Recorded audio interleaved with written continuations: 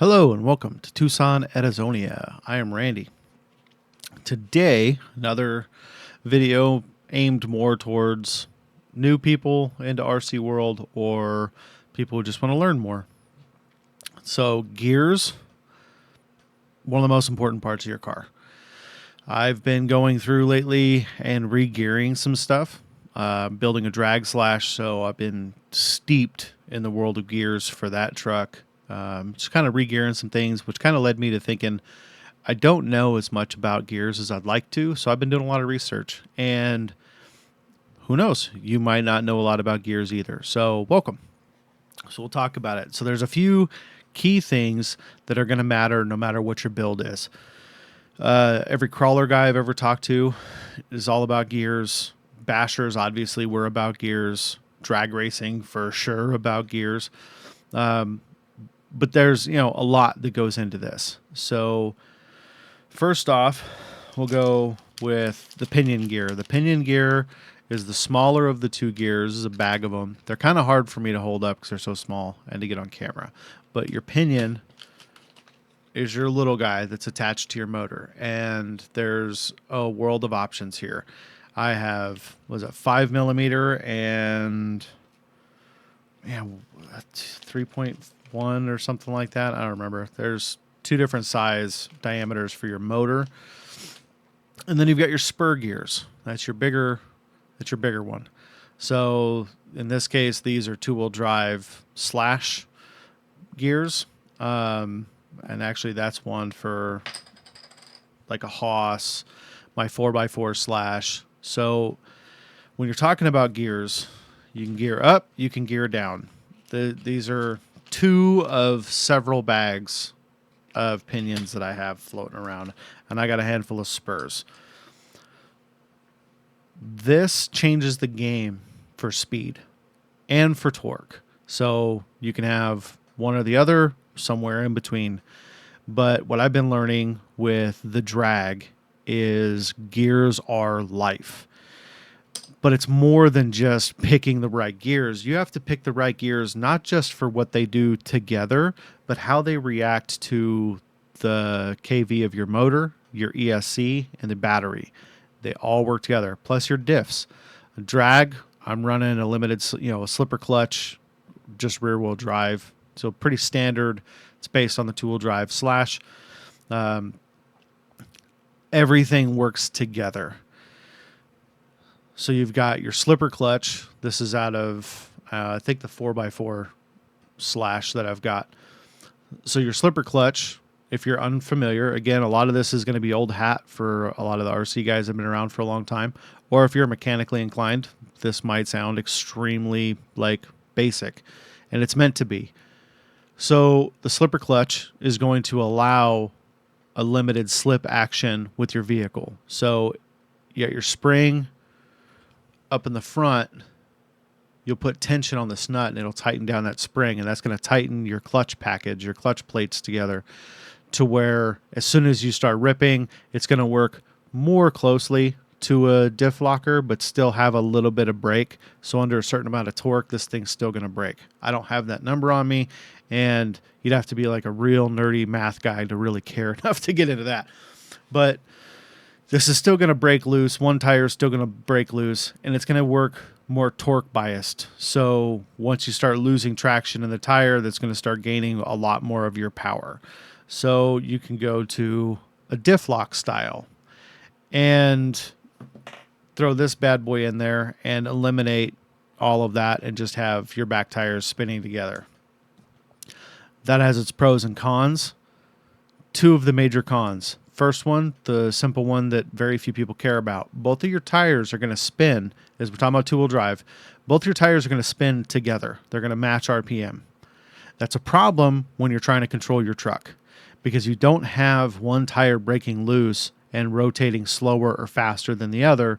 Your truck's going to have a tendency to turn like a school bus. Or if you're a square body guy like me, it's going to turn like an old Chevy.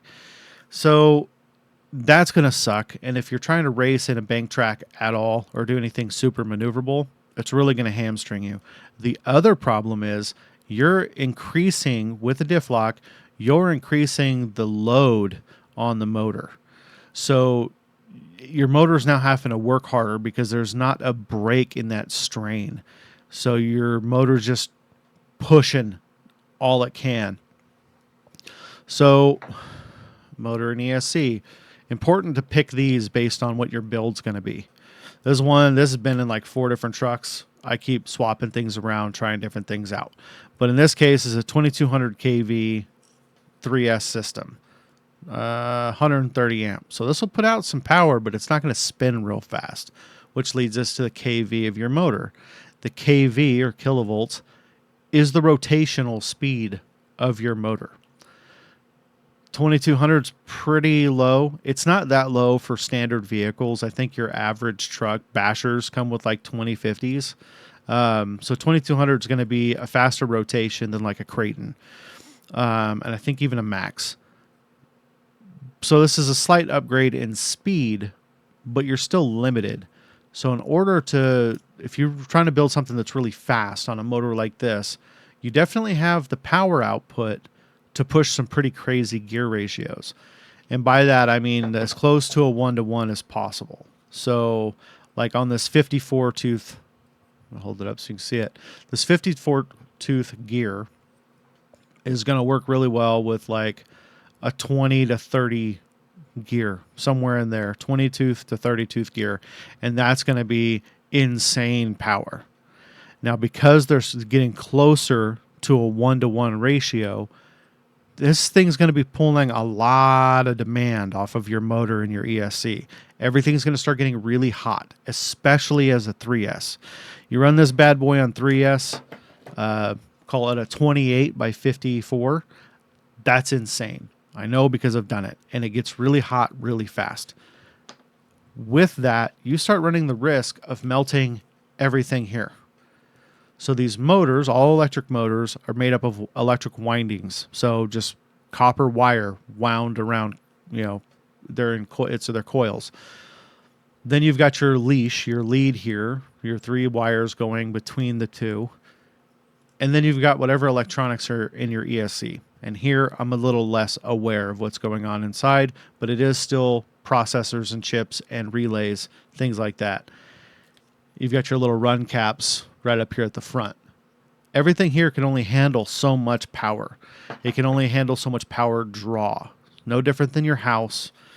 Everything is going to get hot. Electricity gets hot. You start pulling heavy torque demand with a 4x4 like my 4x4 Slash that's geared high, and you're running diff locks front and rear, you're going to start pulling a lot of demand on that motor, and everything's going to get really hot. A friend of mine, just the other day we were talking, he has a 4x4 Slash, diff locks front and rear.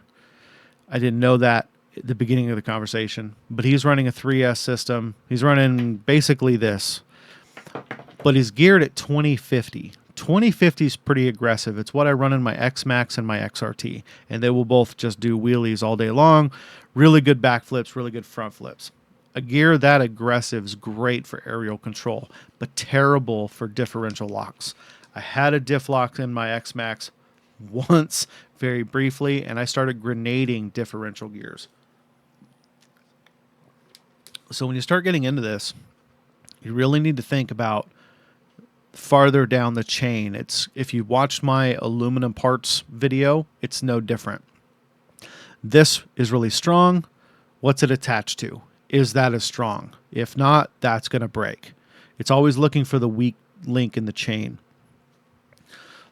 So when you're gearing up, you're getting really close to a 1-to-1 ratio. So you've got a really big pinion, like really high tooth count, on a really small spur. That's going to push some real power. You're looking at high speeds. But again, a huge demand on all your electronics, on your differentials, everything. Everything in the powertrain is now under immense load, and that heat's going to go somewhere. So he did all this, and he's running 2050s, and his truck shut off on thermals, and he went over to check on it, and the cap of his where his battery connects to his ESC was so hot he had to grab towels to unplug it because he was afraid of a meltdown. And lithium ion batteries, if they decide to go, there's nothing you can do. It's a chemical reaction. You're not putting that fire out. So if it's strapped into your truck and it goes up, you're hosed. Like, you run the risk of injuring yourself to save your truck. And I don't know about you, but I got a lot of money sunk into some of these trucks. So it really sucked to put that much demand on your vehicle and then nuke it. You know, you lose an $800 truck. That's a pretty bad day. Hell, you lose an $80 truck. That's a bad day. Let's not lose trucks. So gear down. Now, you're going to sacrifice torque or acceleration or whatever, but well, not really acceleration, but we'll get into that. But let's not nuke our trucks today, boys. 3S, high demand like that, that's a lot of power going through your electronics, going up against a lot of load. Imagine deadlifting, all right? You're a 200-pound guy. You're trying to do a 350-pound deadlift. That's hard, I know. So that's a lot of strain. You're more likely to injure yourself, get some tears, start separating some tendons, do whatever. You're going to start damaging yourself pretty quickly. But now you say you're the same 200-pound guy, goes up and does a 150-pound deadlift. That's a whole lot easier. That's gearing down. So now, instead of running, so say you're still running your 54, but instead of running, a 30, you step it down to an 18. You're still going to get a lot of power, especially on 3S, but you're relieving some of that load. It's still going to be a lot going through diff lockers. No matter what you do, running through diff locks, everything's going to get warm. Run fans. I have a fan assembly for this over there. Run fans. It's going to help you stay cool. So gearing up, gearing down, diff lock, limited slip, slipper clutch, whatever your setup is, all of these things are a chain that you really need to focus on depending on what your build's going to be. I'm building a Slash to be fast. It's only two-wheel drive. I've allowed the limited slip to stay in there because it's going to help pull some of that and allow some of that break to happen in the tires. Even though you don't want slipping, and I really don't want one tire to break loose more than the other, I'm willing to have that little bit of give to relieve some of everything else. But I'm also trying to build this truck to where it'll run high speed on 2S so everything stays cool. So I now have a 69 kV motor in it, and I was running, let's see here, go to my handy dandy note of math. I was running a 2976 gear, which for a stock Traxxas motor, that's a 7.12 gear ratio. You're like right in that perfect spot of being able to run it quite a while before having heat problems. However, I'm running a motor that spins 3 times as fast as a stock motor. So it got hot fast. I was able to do a full basketball court end to end in a straight run and then slowly come back, and then my truck would thermal out and everything was getting hot. So I definitely going to have to gear down. And so far, I think I geared down to, so I was at 29. I think I've geared down to a 24. Now I'm trying to remember where I wrote it all down at. I think I'm down to a 24, and I had a 76, and I stepped that up to, I think I stepped up to an 86. So now I'm running an 86 tooth spur gear, which is this guy right here. Oh, that's my 83. So stepped up 3 more teeth. So I've actually stepped up. I've added 10 teeth, and I've stepped down on my pinion gear by, I think I did a 24, so down by 5 teeth. So that's now a 15 tooth gap. That should allow me to run better, still run fast enough on that higher kV motor without overheating. I'll find out hopefully like tomorrow, and if so, I'll put up shorts. But I was initially, when I got this truck, I didn't have a motor for it. So I threw this motor in it, and I was running 54 tooth, which is kind of insane. And what did I have it on? I've got it all written down here, but there's so many notes. I think I was running a 20. I think I was running a 2054, which is really aggressive. and it was going pretty quick, and it never overheated, never gave me heat problems. On 2S, it was probably doing 44, maybe. Like, I don't have a GPS for it, but somewhere around 40, I would say. So like it would accelerate really quickly, but it wasn't really a top speed setup, which is kind of funny because if you're gearing these, the smaller your spur gear, your pinion gear is, and the larger your spur gear is, the more acceleration, the more torque you're going to have. That bottom end just off the line doing wheelies. And the smaller your spur is and the bigger your pinion is, so the closer those are to 1-to-1, you're going to lose acceleration, but you're going to gain top speed. And it was still doing pretty good at 2054, like acceleration wise. My top speed wasn't great. So when I swapped over to a 76 tooth and the 29, it was definitely fast, but I didn't notice it being, it didn't feel like it was like 60 plus or 65 plus. Whereas with the 2054 3S, I'd say it was doing around 50, maybe 52, but it was getting there pretty quickly. So this is the cool thing about messing with gears. You can really change the dynamic of your vehicle just by messing with the gears. You can gear it down real low, like 14 on an 86 or a 90 tooth, and you'll just do wheelies all day long. Or you can gear way the hell up there and just go really fast in a straight line, but only for a small period of time. Because the 2976 is the suggested high-speed gear that comes with the stock drag slash. But that's with a motor that I think is only doing, I don't know, 3,000 kV. I'm doing way more than that. So I'm having to adjust, and that's where math comes into play. Like, I know you can't see all of it, but that's a lot of different math for different gear ratios for a few different slashes that I'm working on doing. So yeah, gears are awesome. They get kind of wild pretty quick, but they're super cheap. So if you're stuck with just a stock motor, I've seen drags on a stock 12T that are still doing like 60 to 70 miles an hour, all off of gears and kind of how they're messing with it, because 2S doesn't really pull that much power. Like if I'm running 2S through this, I'm not killing my electronics. But if you adjust the gears right, you really get in, and from there you're gonna have to fine tune your differentials. But you can really get some really cool results out of this.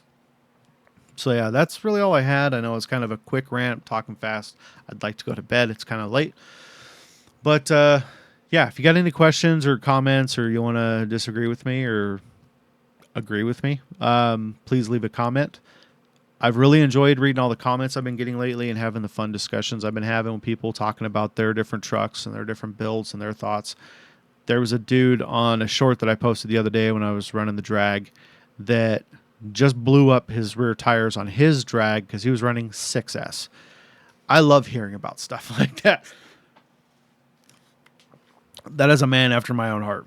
If you 6S a two-wheel drive drag slash, you're crazy, and we could definitely be friends. So yeah, let me know about what you got going on. What's your build? What experiences have you had with gear ratios? What are you running in some of your kind of wild builds? I know the crawler guys get really into those real low gears, but they're running like transmissions and gearboxes and stuff that I haven't even read into yet. But yeah, keep sending me the comments, man. I'm really enjoying interacting with you guys. So thanks for hanging out. Thanks for watching. If you think I could improve on anything that I'm doing, my delivery or what I'm talking about, if you got any ideas or questions you'd like answered and you think this idiot can answer them for you, please ask. For now, I hope you all have a wonderful day. Thanks for hanging out. Randy, Tucson, Arizona. Peace.